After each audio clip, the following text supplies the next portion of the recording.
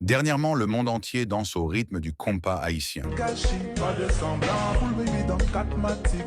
Elle habite solo et ça c'est fantastique, ça c'est méchant. Allez baby, c'est large.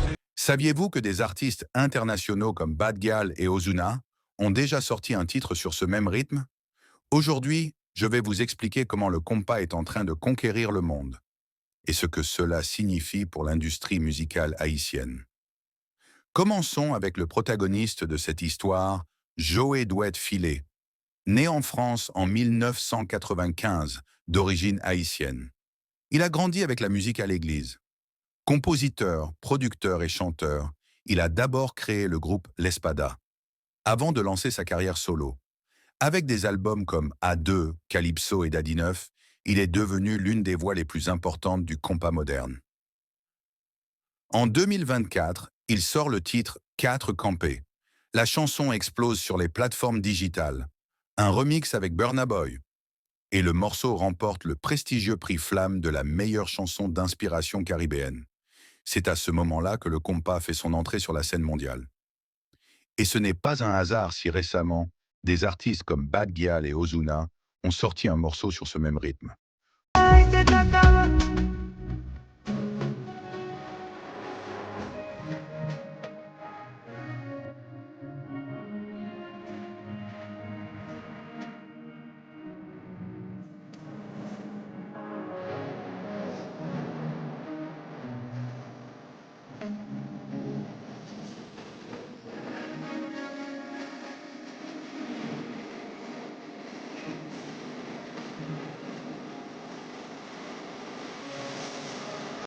Le monde regarde désormais vers Haïti. Le compas commence à résonner sur les scènes internationales. La question est simple. Est-ce que le compas va devenir un genre mondial, comme le reggaeton ou l'afrobeat? Si oui, alors l'industrie musicale haïtienne doit s'organiser sérieusement. Il ne suffit pas que certains investissent en de l'argent sans stratégie. Il faut une structure claire, des maisons de disques professionnelles, des managers compétents, une distribution internationale et un vrai marketing global. D'autres pays l'ont fait. Porto Rico avec le reggaeton, le Nigeria avec l'afrobeat, la Corée du Sud avec la K-pop. Pourquoi Haïti ne le ferait pas avec le compas?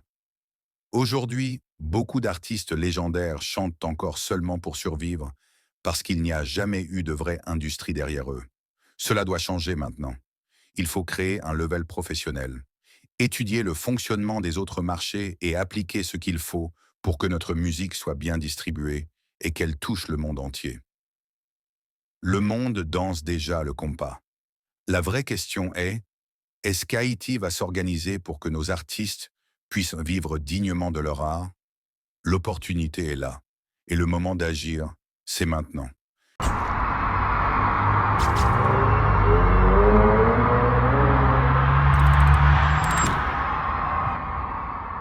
Si tu veux que la musique gagne, partage cette vidéo.